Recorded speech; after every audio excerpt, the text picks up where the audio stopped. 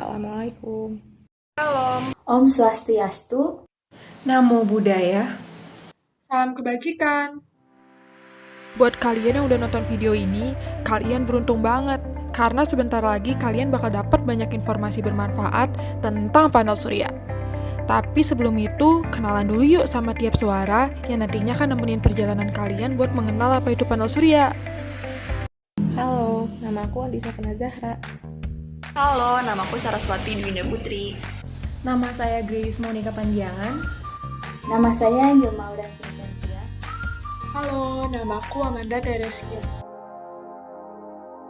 Sekarang kita masuk ke pengertian panel surya. Apa sih panel surya itu?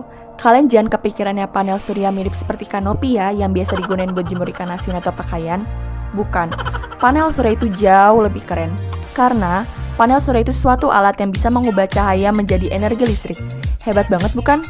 Jadi, panel surya ini menggunakan prinsip fotovoltaik, yang mana energi cahaya yang diambil dari panas matahari akan disimpan oleh panel surya di dalam sebuah baterai yang akan berguna untuk pemakaian listrik sesuai kebutuhan pengguna nantinya. Terus, ada nggak sih manfaatnya pakai panel surya ini? Ya jelas ada dong. Nih, manfaatnya yang pertama, panel surya bersifat ramah lingkungan. Yang kedua, mudah diterapkan di Indonesia karena penyinaran matahari di Indonesia yang cukup banyak dan cukup lama sebagai energi utama dari panel surya. Yang paling penting, membuat dompet kalian senang. Iya, beneran loh, soalnya tagihan listrik kalian bakalan berkurang drastis. Karena ingat ya, energi yang dipakai oleh panel surya itu kan energi dari alam langsung, yaitu panas matahari. Nah, sekarang kita cari tahu yuk lebih dalam tentang panel surya. Dimulai dari tujuan yang akan dijelaskan oleh teman saya. Silahkan, Nana. Hai! Aduh, jangan teriak-teriak ya teman-teman. Jangan contoh si Saras. Sekarang aku mau kasih tahu tujuan dibuatnya panel surya. Jadi, tujuan paling utamanya tentu saja untuk menghemat biaya penggunaan listrik. Tagihan listrik bisa berkurang sampai 65% loh kalau menggunakan panel surya. Canggih itu emang dia. Terus, panel surya dalam pengaplikasiannya berguna supaya menciptakan energi ramah lingkungan. Kalian jangan salah ya. Walaupun tujuan tidak setebal isi dari kitab Sun Gokong, tapi pengaruhnya besar banget loh buat kehidupan sehari-hari manusia. Selanjutnya, kalian mau tahu kan gimana proses dan contoh eksplorasi menuju distribusinya panel surya? Kalau gitu, langsung aja yuk kita ke Grace. Halo Grace. Halo Nana, terima kasih buat penjelasan sebelumnya. Nah, sekarang yuk kita lihat gimana proses panel surya keren ini bisa sampai didistribusikan. Seperti yang udah Nana kasih tahu tadi, prinsip kerja panel surya itu menggunakan konsep fotovoltaik. Prosesnya dimulai dengan toko foton, si partikel kecil dari sinar matahari yang duak menabrak silikon dari panel surya dan mengalami proses yang menimbulkan munculnya muatan elektron positif dan negatif. Muatan itulah yang nantinya bisa bermanfaat sebagai energi listrik. Kebutuhan dari panel surya bisa dianggap efektif bagi Indonesia karena Indonesia punya lokasi strategis yaitu di garis khatulistiwa. Penyinaran matahari rata-rata 6 hingga 8 jam per hari. Nah loh, makanya kalian suka ngerasa gosong kan kalau pergi keluar ruangan? Lalu menurut Dewan Energi Nasional, potensi penyinaran matahari di Indonesia ketimbang negara Jerman dan Eropa mencapai 10 kali lipatnya negara-negara tersebut. Udah kebayangkan gimana bisa berguna banget si panel surya ini di Indonesia? Jadi Indonesia itu sebetulnya punya potensi besar banget buat menggunakan pembangkit listrik tenaga surya atau PLTS. Dan bahkan jika penggunaannya tinggi, bisa sampai menyuplai listrik negara loh. Karena hal tersebutlah, akhirnya pemerintah mengeluarkan peraturan tentang penggunaan PLTS yang bertujuan untuk menghemat penggunaan dan tagihan listrik. PLTS ini bisa dipasang di mana aja. Dia mah gak banyak maunya, di tempat panas apalagi. Itu justru tempat nongkrong wajibnya panel surya. Daya yang dihasilkan PLTS nantinya akan memotong tagihan listrik pengguna maksimal 65% dari total yang dihasilkan oleh PLTS. Dengan kata lain, 1 watt listrik yang dihasilkan PLTS bisa mengurangi harga listrik PLN maksimal 0,65 watt untuk bulan berikutnya. Jadi nggak perlu takut cuma makan mie instan doang nih di akhir bulan. Hahaha. Karena panel surya ini masih buatan manusia, jadi pasti belum sesempurna itu. Tentunya ada kekurangan dan kelebihan yang panel surya kasih. Apa aja sih itu? Yuk kita dengerin pemaparannya. Tolong dikasih ya Amanda. Terima kasih buat informasinya Nana dan Grace. Oke deh, sekarang aku bakal kasih tahu kalian tentang kelebihan dan kekurangan panel surya. Kelebihannya itu pertama, panel surya ramah lingkungan. Panel surya ini gak akan nyebarin emisi gas rumah kaca yang berbahaya buat manusia, contohnya itu karbon dioksida. Yang kedua, sumber energi panel surya ini matahari. Dan yap, matahari itu sumber energi yang berlimpah dan punya pencahayaan yang potensinya besar di Indonesia. Ketiga, panel surya ini anti-aging. Dia nggak akan kehilangan efisiensi kinerja sampai masa pemakaian sekitar 20 tahun. Terakhir, panel surya punya garansi kece buat para penggunanya, yaitu jadi lebih hemat. Tapi ada beberapa kekurangannya dari si panel surya nih. Ultraman aja bisa ditonjok sama monster, jadi wajar ya kalau panel surya masih punya kelemahan. Nah, kelemahannya itu ada... Pertama, panel surya memang bisa mengambil kocek yang lumayan mahal. Kedua, meskipun panel surya nggak menyebarkan polusi, tapi penggunaan bahan dari panel surya masih terbilang kurang sehat, yaitu silikon. Ketiga, daur ulang panel surya bisa berpotensi menyebabkan kerusakan lingkungan. Ya, walau dalam penggunaannya dia itu ramah, tapi ternyata kalau ingin didaur ulang, panel surya punya potensi yang lumayan berbahaya. Terakhir, matahari tidak akan terus bersinar penuh 24 jam. Hal ini juga akan jadi kesulitan buat rumah-rumah yang lokasinya tidak terlalu dipapari oleh sinar matahari. Kalian jangan galau ya karena habis dikasih tahu kekurangan panel surya, sebab ingat, perbaikan akan terus dilakukan buat panel surya yang semakin di depan. Waduh, maaf salah server. Nah, sekarang kita lihat yuk jenis-jenis panel surya itu ada apa aja. Ayo sama-sama kita panggil Angel! Hai Amanda, halo juga semuanya. Kita langsung kenalan aja yuk ke jenis-jenis panel surya. Bahan paling dasar yang digunakan sebagai semikonduktor dari panel surya ialah silikon. Nah, dari bahan itu, panel surya punya 3 jenis utama nih. Ada monokristalin, polikristalin, dan film tipis. Masing-masingnya punya karakteristik tertentu dan kelebihan serta kekurangannya tersendiri. Kita mulai dari yang pertama ya, yaitu monokristalin.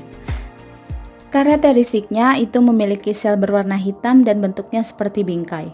Untuk lembaran belakangnya, warna yang digunakan bisa bervariasi. Ada hitam, perak, atau putih. Kelebihan dari panel surya ini efisiensi dan kinerjanya tinggi. Tetapi sayangnya biaya dari panel surya ini juga tinggi dan membutuhkan sinar cahaya matahari yang sangat kuat. Tanpa sinar matahari yang sangat banyak, efisiensi kerjanya bisa terganggu. Lalu panel surya yang kedua ada polikristalin. Panel surya ini gak beda jauh sama yang mono, tetapi warnanya cenderung berwarna kebiruan. Bingkainya juga paling sering berwarna perak. Kelebihan panel surya ini biayanya juga jauh lebih rendah ketimbang mono, tetapi efisiensi kinerjanya juga lebih rendah. Oh iya, poli ini memang kurang bisa bertahan juga di tempat yang kurang cahaya, tapi tidak sebaper mono. Jadi, meskipun cahayanya tidak terlalu terik, efisiensi kerjanya tidak akan berubah, cenderung tetap. Yang terakhir ialah film tipis. Film tipis ini punya karakteristik paling langsing ketimbang jenis panel lainnya. Tapi dia nggak diet ya, memang dari lahir sudah langsing. Kelebihan dari panel surya ini fleksibel dan ringan. Sementara kekurangannya sama seperti poli, yaitu efisiensi kinerjanya rendah. Nah, dari ketiga jenis utama panel surya tadi, yang paling cocok digunakan di Indonesia ialah jenis polikristalin. Sebab, meskipun memiliki efisiensi yang lebih rendah daripada mono, poli bisa mampu bersahabat dan efisiensinya tidak terlalu terganggu bahkan di cuaca mendung sekalipun. Karena kalian udah tahu jenis-jenis panel surya, kita lihat yuk perkembangannya di Indonesia. Amanda bakal mandu kalian ya nantinya. Dah semua. Terima kasih Angel. Wah, udah lumayan banyak nih ya sekarang wawasan kalian tentang panel surya. Selanjutnya aku kasih tahu ya, gimana perkembangan panel surya di Indonesia. Jadi, untuk saat ini, pengembangan PLTS di Indonesia udah punya basis yang cukup kuat dari dukungan kebijakan. Tapi sayangnya dari implementasi, potensi seperti sinar matahari yang banyak belum bisa digunakan secara optimal. Lalu, secara teknologi, industri fotovoltaik di Indonesia baru menginjak di tahap hilir. Soalnya masih perlu melakukan impor pada sel suryanya. Karena impor tadilah menimbulkan persoalan masalah pembiayaan. Aduh, memang ya, soal uang itu bisa buat kita merana. Nah, tapi Indonesia bakal terus mengembangkan teknologi pembuatan sel surya secara mandiri, supaya bisa menurunkan harga produksi. Kita doakan yang terbaik ya buat perkembangan PLTS di Indonesia.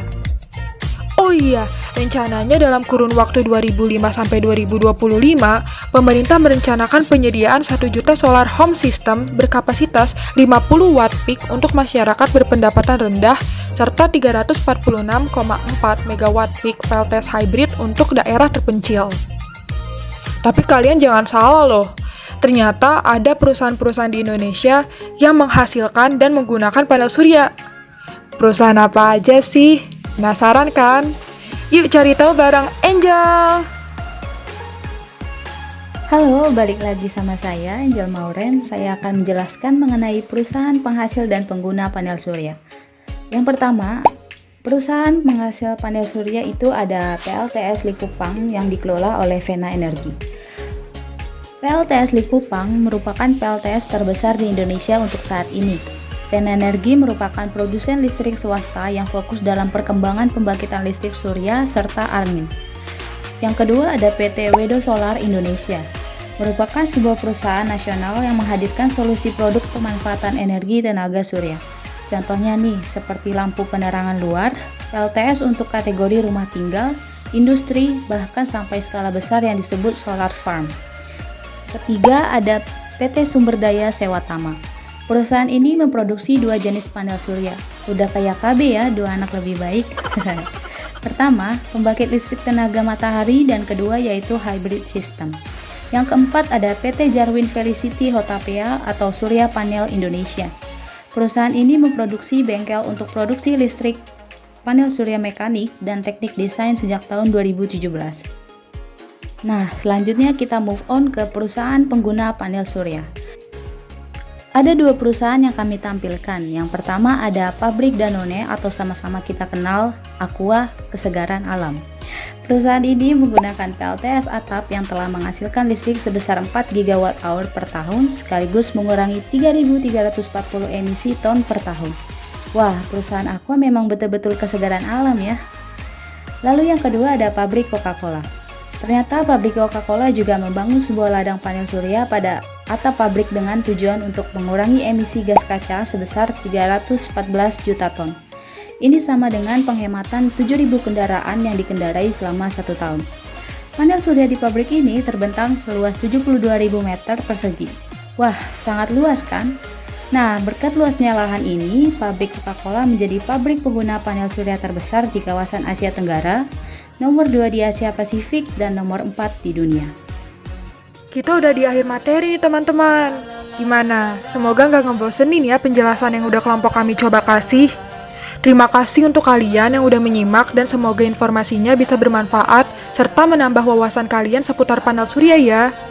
Oh iya, jangan lupa share video ini ke sesama kerabat kalian supaya saling menambah wawasan satu sama lain.